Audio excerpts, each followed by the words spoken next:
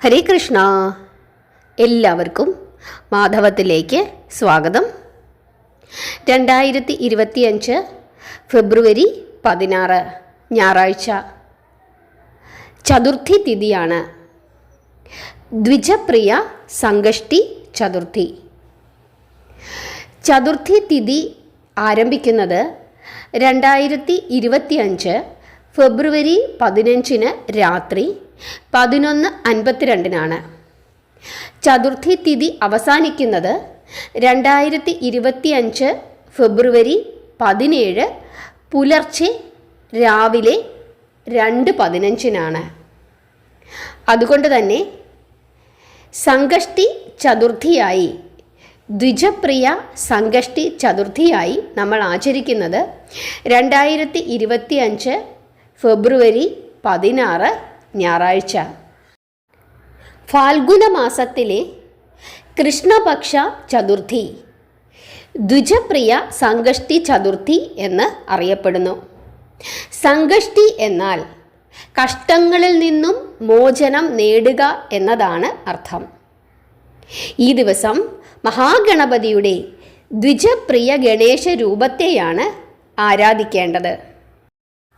സംഗഷ്ടി ചതുർത്ഥി ദിനത്തിൽ ഭക്തർ സൂര്യോദയം മുതൽ ചന്ദ്രോദയം വരെ ഉപവാസം അനുഷ്ഠിക്കുന്നു.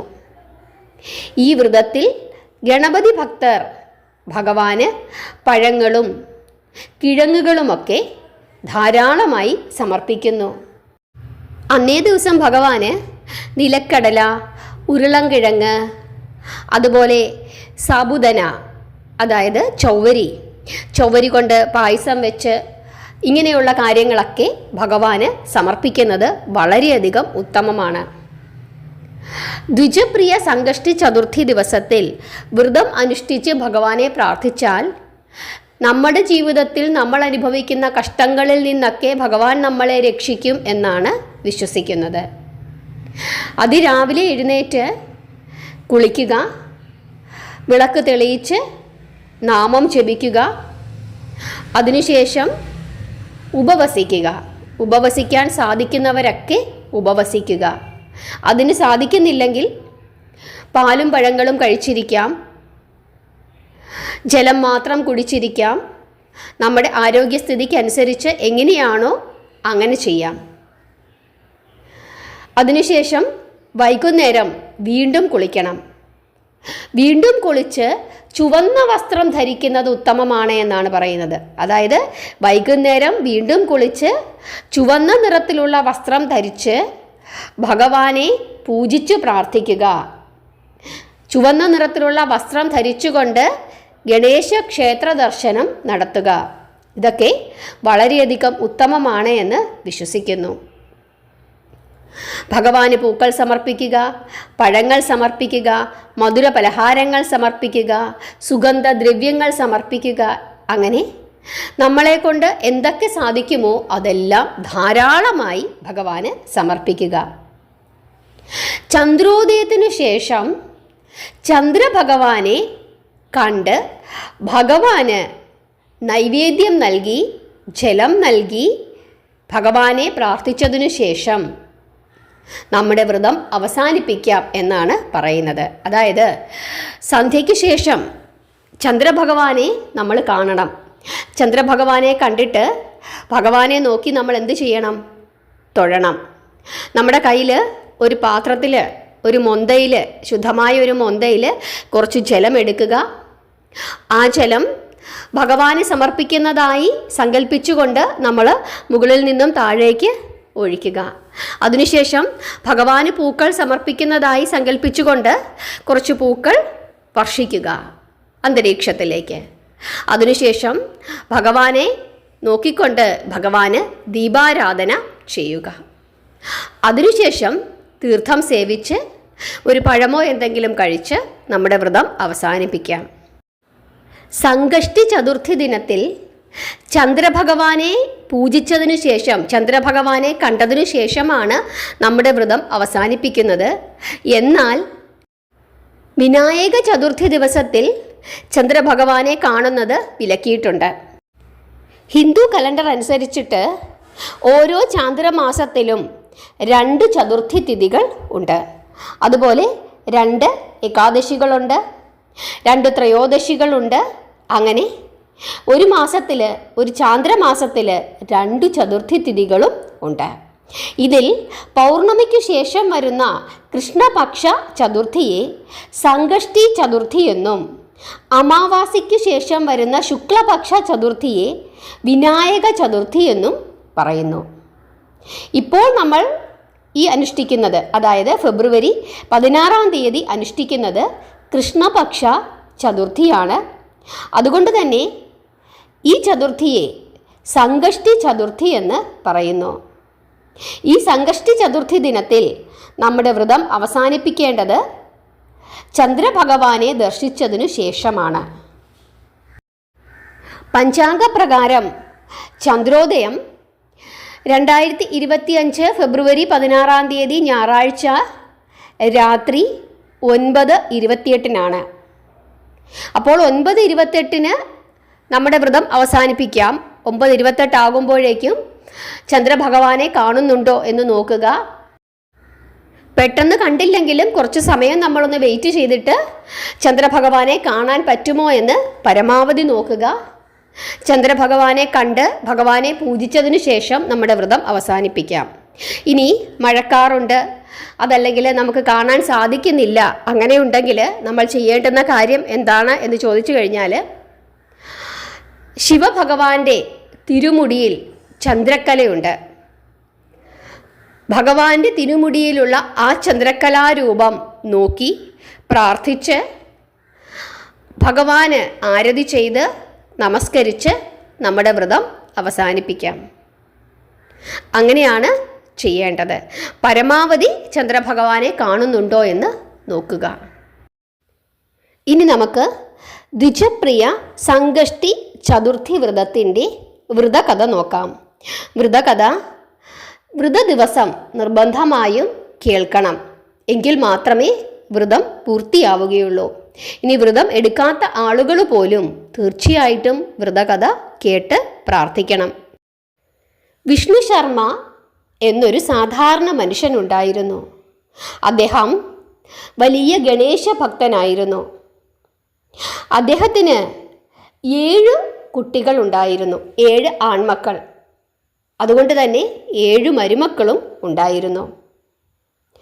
അദ്ദേഹത്തിന് വയസ്സായി. പക്ഷേ അദ്ദേഹത്തിൻ്റെ കുട്ടികളൊന്നും തന്നെ അദ്ദേഹത്തിൻ്റെ കൂടെയല്ല താമസിക്കുന്നത്. അദ്ദേഹം ഒറ്റയ്ക്കാണ് താമസിക്കുന്നത്. അങ്ങനെ ദ്വിജപ്രിയ സംകഷ്ടി ചതുർത്ഥി വ്രത ദിവസം എത്തിച്ചേർന്നു. സംകഷ്ടി വ്രതം അനുഷ്ഠിക്കുന്നതിനായി വിഷ്ണു ശർമ്മ തീരുമാനിക്കുകയും അദ്ദേഹം വ്രത ദിവസം തന്നെ സഹായിക്കുന്നതിനായി മൂത്ത മരുമകളെ സമീപിക്കുന്നു. മൂത്ത മരുമകൾ അദ്ദേഹത്തെ ഒരു തരത്തിലും സഹായിക്കാൻ സന്നദ്ധയായില്ല. അതുകൊണ്ട് അദ്ദേഹം ബാക്കിയുള്ള 5 മരുമക്കളെയും സമീപിക്കുന്നു. 5 മരുമക്കളും വിഷ്ണു ശർമ്മനെ സഹായിക്കാൻ സന്നദ്ധരായില്ല. അങ്ങനെ 6 മരുമക്കളും വിഷ്ണു ശർമ്മനെ സഹായിച്ചില്ല. അവസാനം ഇളയ മരുമകളുടെ അടുത്ത് എത്തിച്ചേരുന്നു. ദരിദ്രയായിരുന്നു ഇളയ മരുമകൾ. എന്നിട്ടും ഇളയ മരുമകൾ വിഷ്ണു ശർമ്മയെ വ്രതത്തിൽ സഹായിക്കാൻ സമ്മതിച്ചു. അതനുഷ്ഠിക്കുവാൻ വ്യക്തിപരമായി അവൾ തീരുമാനിക്കുകയും ചെയ്തു. വ്രതത്തിനാവശ്യമായ പൂജാവസ്തുക്കളും മറ്റും വാങ്ങുന്നതിനായി അവളുടെ കയ്യിൽ പണമില്ലായിരുന്നു. എന്നിട്ടും അവൾ പല വ്യക്തികളിൽ നിന്നും ദാനം സ്വീകരിച്ചുകൊണ്ട് അമ്മായിയച്ഛനു വേണ്ട മുഴുവൻ സഹായങ്ങളും ചെയ്തു കൊടുത്തു. വിഷ്ണു ശർമ്മ വ്രതത്തിൽ പൂർണ്ണമായും മുഴുകി ഭഗവാനെ പ്രാർത്ഥിച്ചു. അദ്ദേഹം വൈകുന്നേരത്തോടു കൂടി രോഗബാധിതനായി. ഇളയ മരുമകൾ ഉറങ്ങാതിരുന്നു കൊണ്ട് അമ്മായിയച്ഛനെ പരിചരിച്ചു. പിറ്റേന്ന് അവളെ അത്ഭുതപ്പെടുത്തിക്കൊണ്ട് അവളുടെ വീട്ടിൽ മുഴുവനും രത്നങ്ങൾ ചിതറിക്കിടക്കുന്നതായി കാണപ്പെട്ടു. മോഷണക്കുറ്റം ആരോപിക്കപ്പെടുമോ എന്ന് ഭയന്ന് അവളോടി അമ്മായിയച്ഛൻ്റെ അടുക്കലേക്ക് എത്തിച്ചേർന്നു. ആ രത്നക്കല്ലുകൾ ഗണേശ ഭഗവാന്റെ ദാനമാണ് എന്ന് അമ്മായിയച്ഛൻ മരുമകളോട് പറയുന്നു. എന്നിട്ട് ഈ വ്രതത്തിൻ്റെ മഹാത്മ്യത്തെപ്പറ്റി മരുമകളോട് പറഞ്ഞു കൊടുക്കുന്നു. തനിക്ക് സമ്പത്ത് നൽകിയ ഗണേശ ഭഗവാനോട് നന്ദി പ്രകടിപ്പിക്കുവാൻ മരുമകളോട് വിഷ്ണു ശർമ്മ പറയുന്നു. അങ്ങനെ ദരിദ്രയായ മരുമകൾ സമ്പന്നയായി തീരുകയാണ്. എങ്ങനെയാണ് ഇളയ മരുമകൾക്ക് ഇത്രയും സമ്പത്ത് ലഭിച്ചത്? വിഷ്ണു ശർമ്മൻ്റെ കയ്യിൽ സമ്പത്തുണ്ടായിരുന്നോ? അത് മുഴുവനും ഇളയ മരുമകൾക്ക് മാത്രമായി കൊടുത്തോ? ഇങ്ങനെയൊക്കെയുള്ള ചിന്ത മറ്റു മരുമക്കൾക്കും മക്കൾക്കും തോന്നുന്നു. അവരെല്ലാവരും വിഷ്ണു ശർമ്മൻ്റെ അടുക്കലെത്തി അവരുടെ പരാതി പറഞ്ഞു. ആ സമയം വിഷ്ണു ശർമ്മനാണ് അവരോട് അവിടെ നടന്ന കാര്യങ്ങളൊക്കെ തന്നെ പറഞ്ഞ് മനസ്സിലാക്കി കൊടുക്കുന്നത്. അങ്ങനെ വിഷ്ണു ശർമ്മനോട് വഴക്കിടാൻ വന്ന മറ്റു മരുമക്കളും മക്കളും എല്ലാവരും തന്നെ അപമാനിതരാവുന്നു. അവർക്ക് അവർ ചെയ്ത തെറ്റിനെ പറ്റി പൂർണ്ണ ബോധ്യമുണ്ടാകുന്നു. അതിനുശേഷം അവരെല്ലാവരും തന്നെ ഭക്തിയോടുകൂടി ഗണേശ ഭഗവാനെ പ്രാർത്ഥിക്കുകയും ഭഗവാൻ അവർക്ക് ധാരാളം സമ്പത്ത് നൽകുകയും ചെയ്തു എന്നാണ് വ്രതകഥ പറയുന്നത്.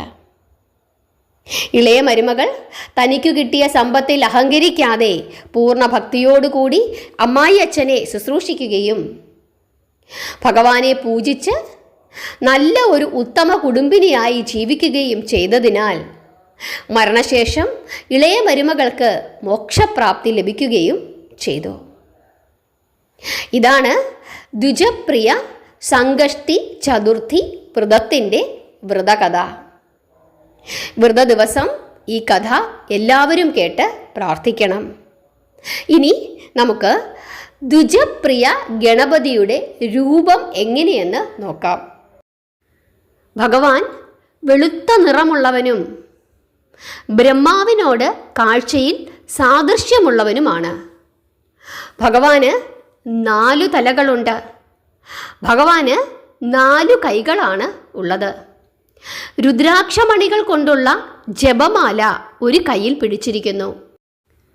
മറ്റൊരു കയ്യിൽ കമണ്ഡലുമുണ്ട്.